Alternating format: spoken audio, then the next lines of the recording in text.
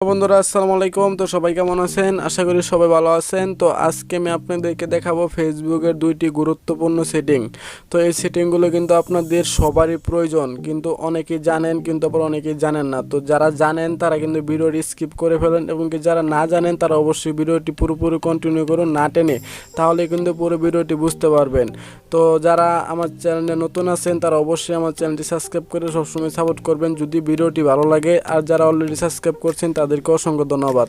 তো আজকে আমি আপনাদেরকে যে দুটি সেটিংয়ের সাথে পরিচয় করে দেব, সেই দুটি সেটিং কিন্তু আপনাদের সবার প্রয়োজন। তো আপনারা জাস্ট ধৈর্য সহকারে ভিডিওটি দেখতে থাকুন, আমি আপনাদেরকে স্টেপ বাই স্টেপ বুঝিয়ে দেবো।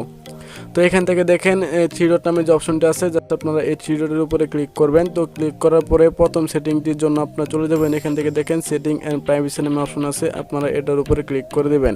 তো এটার উপরে ক্লিক করার পরে এখান থেকে আপনারা পেয়ে যাবেন সেটিং নামে অপশন, আপনারা এই সেটিংসের উপরে ক্লিক করবেন। তো সেটিংসের উপরে ক্লিক করার পরে এখান থেকে আপনারা যে সেটিংটা করতে হবে সেটি হলো, এখান থেকে দেখেন অ্যাক্টিভ স্ট্যাটাস, জাস্ট এটার উপরে আপনারা ক্লিক করবেন। তো এখানে দেখেন show when you are active, ঠিক আছে, মানে এখান দেখেন you will still active or reporting, just আপনারা এটা পড়ে নেবেন। জাস্ট এটা আমি আপনাদেরকে বলে দিই এটা কী কারণে এটা আপনারা অফ করে রাখবেন।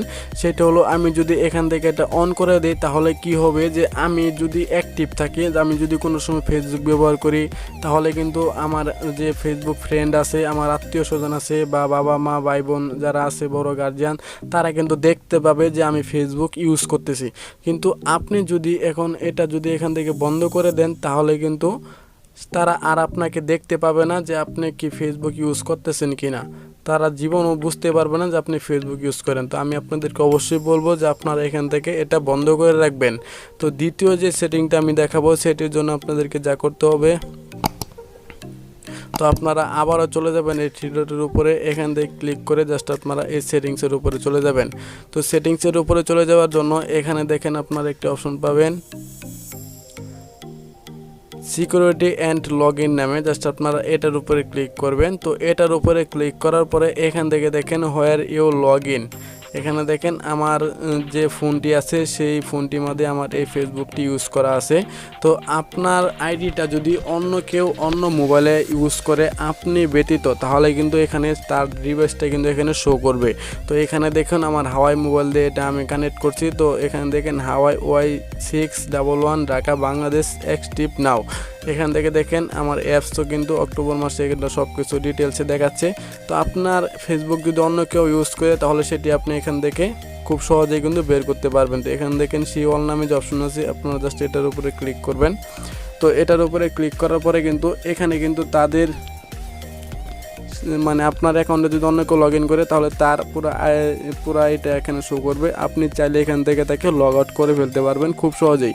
দেখা গেছে আপনার বন্ধু বান্ধব বা আপনি অন্য ফোনে আইডি লগ ইন করছেন, সেটি ওখানে রয়ে গেছে এবং সে ওটা ব্যবহার করতেছে, আপনি চাইলে এখান থেকে এটা লগ ইন করে আউট করে দিতে পারবেন একদম। তো আশা করি আপনাদেরকে এই দুইটা সেটিং আমি বোঝাতে পারছি। আশা করি এই দুইটা সেটিং আপনাদের যে কোনো সময় যে কোনো কাজে উপকারে আসতে পারে। তো যদি আমার ভিডিওটি সামান্য পরিমাণ আপনাদের ভালো লাগে, তাহলে অবশ্যই আমার ভিডিওটিতে একটি লাইক করবেন, একটি কমেন্ট করবেন যে আমার ভিডিওটি কেমন হলো। আর অবশ্যই আমার চ্যানেলটি সাবস্ক্রাইব করে সবসময় আমার সাথে সাপোর্ট করবেন এরকম নতুন নতুন ভিডিও সবসময় পাওয়ার জন্য। তো আজকের মতো ভিডিওটি এখানেই, সবাই ভালো থাকবেন। আসসালামু আলাইকুম।